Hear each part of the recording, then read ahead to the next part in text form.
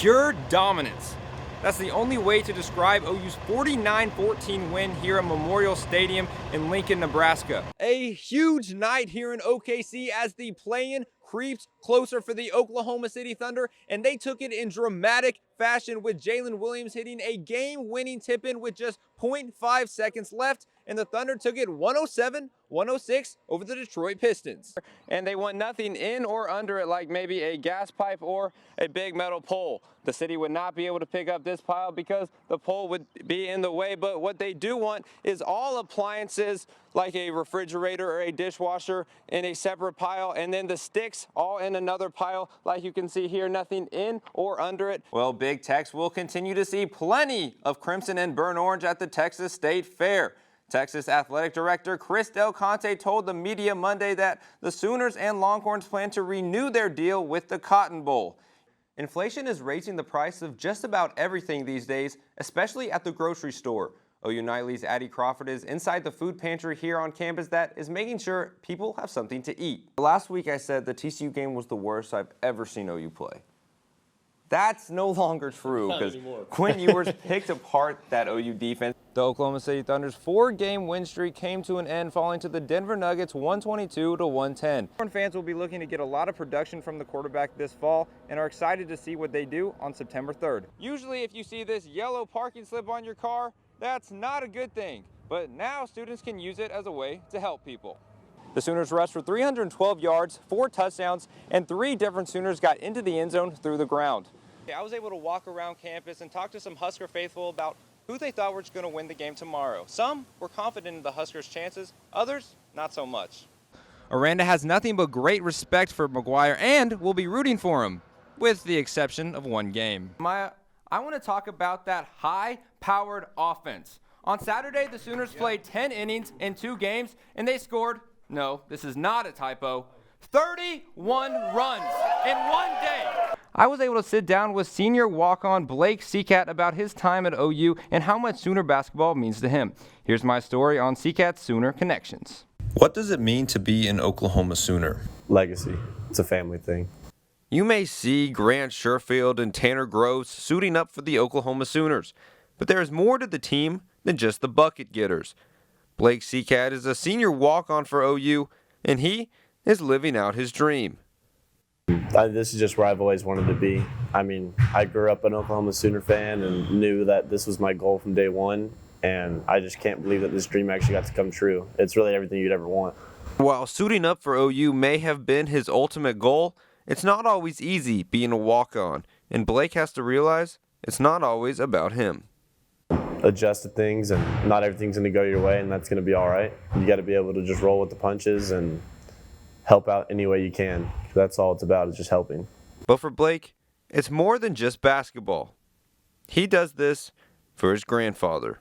He used to play here back in the 50s, and I just really do it for him. He's not with us anymore. He never got to see me play at OU, but he definitely has always been watching, and I always keep going for him. While Blake Seacat might sit at the end of the bench during the game, his impact on the team is bigger than you might think. To be a walk-on, you got to be selfless. And Blake is selfless. He comes every day. I know he battled an Achilles injury, so half my time with him, he's been battling injury. But when he's been around, he's selfless. He cares about the team, does whatever he needs to do, wherever he needs to do it. He's been huge to the program. He's been huge to me and my brother, I know, and just, outside of just being a really great teammate, he's a really good friend. And so it's always good to have someone like that on your team, especially being a walk-on. It's not always the easiest life. And on senior night for Blake, he got to get on the court at the LNC one final time. Parker Abels, Sooner Sports Pad. After giving up an average of over 46 points per game since the start of Big 12 play, the Sooner defense stepped up big, holding the Iowa State Cyclones to only 13 points here in Ames. Coach Venables was pleased, to say the least, about the performance of his guys. To see our guys not flinch and continue to believe, continue to work, and just keep their head down. Instead of worrying about success happening or winning happening, they've just been so busy working, okay, that it inevitably happens on its own. When you sign up for something and you're always looking for, well, how am I going to be rewarded? You'll never have a chance to be your best. And our guys have done that consistently. Just not ask for anything. And that's not an easy thing to ask, but our guys have done that. The Sooner D forced 3 interceptions, including this one from Danny Stutzman, who took it 37 yards to the Iowa State 2-yard line, essentially icing the game for OU. Defensive coordinator Ted Roof said it couldn't have come at a better time. Huge deal, it was a one-play game, a one-possession, one-play game. He did a nice job of reading off the eyes of the quarterback and broke on the ball and made a nice play on it and almost got in. Performance like this is what OU needed to get back on track after struggling since the start of Big 12 play. Deshaun White led the Sooners in total tackles and wants to carry the momentum over to the next game. Kind of been saying it too as well. We work hard, man. Even during those losses, we were putting in a lot of work. And so it's one of those things that you just keep stacking and stacking and stacking. One day it's going to catch up. And so we just got to continue to bring it after today. The Sooners will head back to Norman happy now and get ready to take on the Baylor Bears at home next week. Reporting from Jack Trice Stadium, Parker Abels, Sooner Sports Pad. Hello and welcome into OU Nightly Sports. I'm Parker Abels. Tonight, the OU women's basketball team hosts the Kansas State Wildcats for senior night in the Lloyd Noble Center at 6 p.m. This could be one of the most impactful senior nights in OU history, with Maddie Williams and Taylor Robertson, who ranked 3rd and 4th in all-time scoring at OU, playing their final games at the LNC, along with Anna Yanusa, who has played 5 seasons for OU. Jenny Baranchek said it'll be hard to see these ladies go after the season.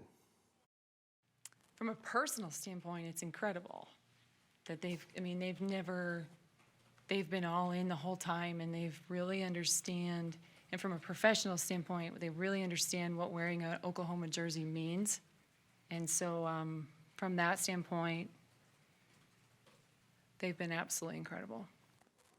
And speaking of seniors, earlier today, Maddie Williams was named a finalist for the Cheryl Miller Award for Best Small Forward in college basketball for the 2nd straight year. Williams is the only player in the country to average 24 points, 4 assists, and 9 rebounds per 40 minutes. The Sooner men's basketball team is back in action as well tonight, also facing Kansas State, but this time on the road.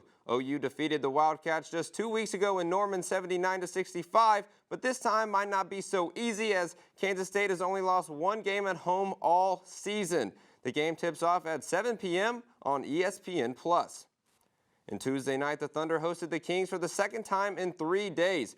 Shea Gilgeous-Alexander still out with that abdominal strain, and the game did not go OKC's way. Kings forward Harrison Barnes put up 29 for the Kings, and they took it 123-117. Thunder coach Mark Daignault said SGA's absence isn't the reason for the loss. We've missed our bigs at times, and the whole is usually better than the sum of the parts, and is certainly capable of rising to that. And I think that's the power of competing together. Is the whole becomes better than the sum of the parts when you do that. And so for us to lean on that right now would not be wise. And my favorite highlight of the night comes from the Grizzlies-Lakers game, as Jaren Jackson Jr. throws it down on Anthony Davis. I know AD did not like that one, man. Oh, man. But to bring the mood down a little after that, the OU baseball game tonight against UT Arlington has been canceled due to weather and field conditions. Dakota and Olivia, back to you.